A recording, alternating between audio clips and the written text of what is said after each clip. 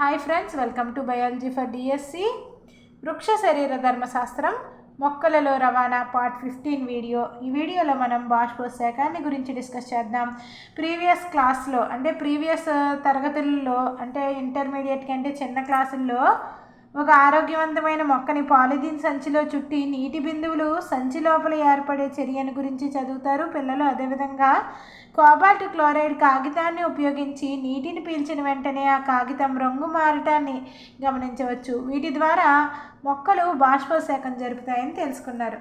మొక్కలు వాయుగత భాగాలలోని సజీవ కణజాలం నుంచి నీరు ఆవిరి రూపంలో వాతావరణంలోనికి కోల్పోయే ప్రక్రియను ఏమంటాం? బాష్పోత్సేకం అంటాం. మొక్కల వాయుగత భాగాలలోని సజీవ కణజాలాల నుంచి నీరు ఆవిరి రూపంలో వాతావరణంలోనికి కోల్పోయే ప్రక్రియను ఏమంటాం? బాష్పోత్సేకం అంటాం.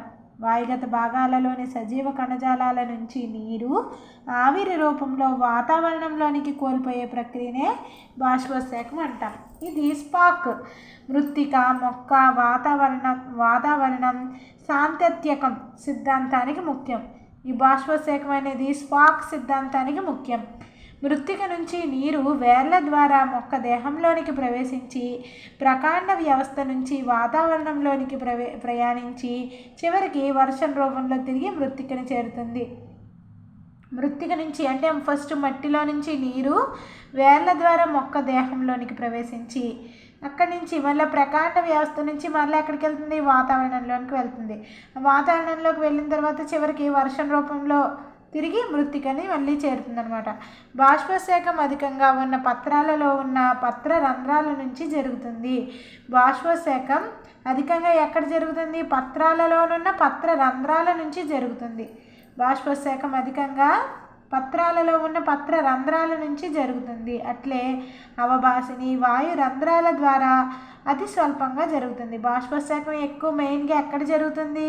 పత్రాలలో ఉన్న పత్ర రంధ్రాల నుంచి జరుగుతుంది. అదేవిధంగా అవభాసిని వాయు రంధ్రాల ద్వారా అతి స్వల్పంగా జరుగుతుంది.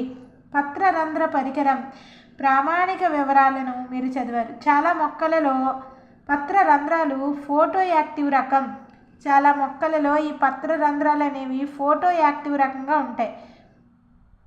ఇవి ఫోటో యాక్టివ్ రకం ఎలా ఉంటాయి? పగలు తెరుచుకుని రాత్రులందు మూసుకుంటాయి. కానీ రసయుత మొక్కలలో ఉదాహరణకి క్యాక్టస్లు, బ్రయోఫిల్లం ఇవేంటి? స్కాటో యాక్టివ్ పత్ర రంధ్రాలు ఉంటాయి అన్నమాట. రసయుత మొక్కలలో స్కాటో యాక్టివ్ పత్ర రంధ్రాలు ఉంటాయి.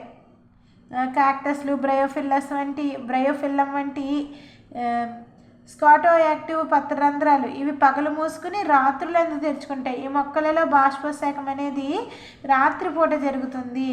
నెక్స్ట్ బాష్పోత్సేకంతో పాటుగా ఆక్సిజన్, కార్బన్ డైఆక్సైడ్ వాయువుల వినిమయం కూడా పత్ర రంధ్రాల ద్వారా జరుగుతుంది. ఈ బాష్పోత్సేకంతో పాటు ఆక్సిజన్, కార్బన్ డైఆక్సైడ్ వాయువుల యొక్క వినిమయం కూడా పత్ర రంధ్రాల ద్వారా జరుగుతుంది. సాధారణంగా పృష్ఠోదర పత్రం, ద్విదళ బీజ మొక్క పత్రం అధోతలంపై పత్ర రంధ్రాలు అధిక సంఖ్యలో, సమద్విపార్శ్వ పత్రంలో 2 తలాలపై పత్ర రంధ్రాలు దాదాపు సమానంగా ఉంటాయి. పృష్ఠోదర పత్రం అంటే ద్విదళ బీజ మొక్క పత్రం యొక్క అధోతలం పైన పత్ర రంధ్రాలు అధిక సంఖ్యలో, సమద్విపార్శ్వ ఏకదళ బీజ మొక్క పత్రంలో 2 తలాలపైన పత్ర రంధ్రాలు దాదాపు సమానంగా ఉంటాయి అన్నమాట. ద్విదళ బీజ మొక్క యొక్క కింద వైపున పత్ర రంధ్రాలు అధిక సంఖ్యలో ఉంటాయి.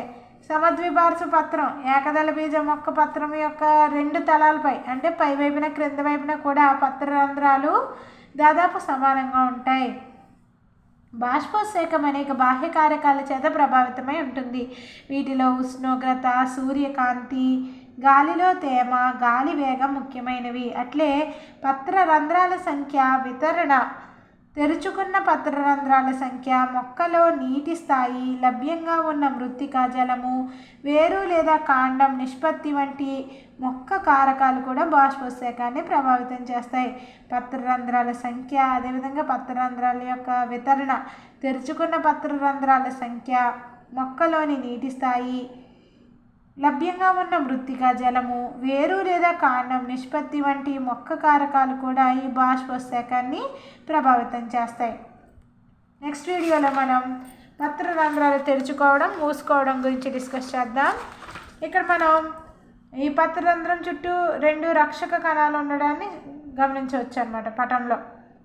ఇవేంటి సూక్ష్మ తంతువులు, రక్షక కణం, ఇది పత్రరంధ్రం అనమాట.